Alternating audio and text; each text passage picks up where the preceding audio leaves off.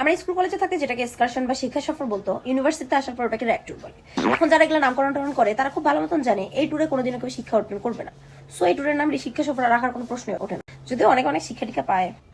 যদি এই নামকরণে অনেক ভুল টুল আছে, তার কারণ হচ্ছে এই ট্যুরটা কখনোই র্যাক ট্যুর হয় না। হয়তো হয় সোলো ট্যুর, নাহলে কাপল ট্যুর, নাহলে গার্লস ট্যুর, নাহলে বয়েজ ট্রিপ, নাহলে গ্রুপ ট্যুর। এর মধ্যে কিছু বান্ধা থাকবে, আমার টাকা নাই, আমি ট্যুরে যেতে পারবো না। অথচ এগুলোই সবার আগে ট্যুরের টিকিট টুকিট করা শেষ, সবার আগে পেমেন্ট দিয়ে দিবে অ্যান্ড ট্যুরে যায় সব থেকে বেশি খরচগুলো তারাই করবে। ওনার বাপের নামে ক্রেডিট কার্ড ট্রান্সফার করছে। এই ট্যুরের সব থেকে অসহায় বান্ধা হচ্ছে ছেলেরা। ওরা মনে করে একটা ছোট্ট ব্যাগ নিয়ে যাবো, আমি পাহাড় চড়বো, ব্যাগ নিয়ে আমি সারা জীবন কাটাই দিব। এইটুকু একটা ব্যাগের এক কানিতে গেঞ্জি, এক কানিতে জুতা, এক কানিতে সব নিয়ে জাস্ট বিকজ ওরা যাতে একটু সুন্দর মতন শান্তি মতন ট্যুরে ঘুরতে পারে, চার্নির সময় তাদের হ্যাসল না হয়।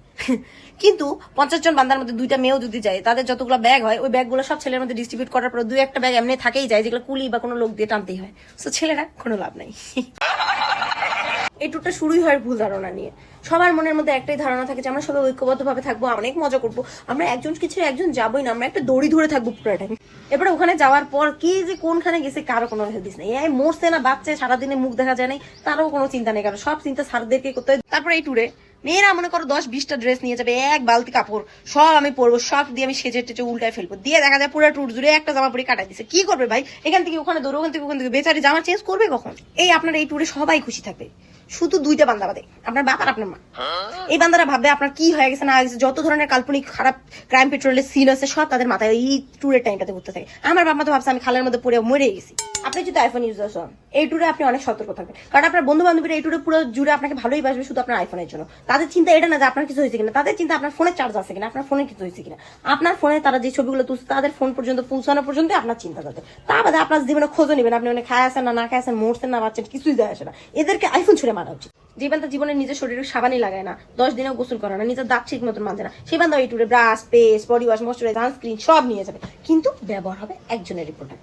তার কারণ হচ্ছে মানুষ বের করবে কখন? সময়টাই তো না, পুরো টাইম তো দৌড়ের উপরে, এক জায়গা থেকে আরেক জায়গায়। এই র্যাক ট্যুরে কোনোদিন আপনি রেস্ট পাবেন না, নিজের জিনিসপত্র বের করে সুন্দর মতন মাখার। র্যাক ট্যুরে কিছু কিছু মানুষ এত এত গাদা গাদা টাকা খরচ করে যায় ঘুমাইতে। আমাদের এক বন্ধু গেছে আমাদের সাথে, যাওয়ার পর সে যে ঘুমাইছে, আমরা যে ডাকে আর শোনে না, একদম উঠছে যখন পরের দিন আমরা ব্যাক করবো। এইটুকুই তার সাজেক্ট। ব্যাক করে আপনি আর কিছু দেখতে পারেন বা না পারেন, বিভিন্ন রকমের মুভি, রিয়েল লাইফ এক্সপিরিয়েন্স পাবেন। যেমন বন্ধুত্ব রিলেটেড অনেক আসছে না, মাজুম্মেল বয়, 3 ইডিয়টস, আর বাংলাদেশে কিছু কিছু মুভিরও পাইতে পারেন, এরকম সুড়ঙ্গ। এই ট্যুরে সব থেকে বেশি প্যারায় থাকে টিচার, যে টিচারদেরকে ডিপার্টমেন্ট থেকে সিলেক্ট করে দেয় আমাদের সাথে ট্যুরে যাওয়ার জন্য। বেচারারা টাকা দিয়ে বিপদ কিনে নিয়ে আসে, পানির পোলাপাই যা মন তাই করতেছে, চান্দের গাড়ির উপরে উঠে বসতেছে, কেউ কেউ দেখা যাচ্ছে সমুদ্রের মাঝখানে যাইতেছে। জীবনের একটাই মুহূর্ত যখন স্টুডেন্টরা টিচারদেরকে দোয়াদরিদের উপর রাখতে পারে। সারা মনে করে এগুলো বাঁচবে না মরবে ভাই, মানুষের বাচ্চা মানুষের কাছে পৌঁছে দিতে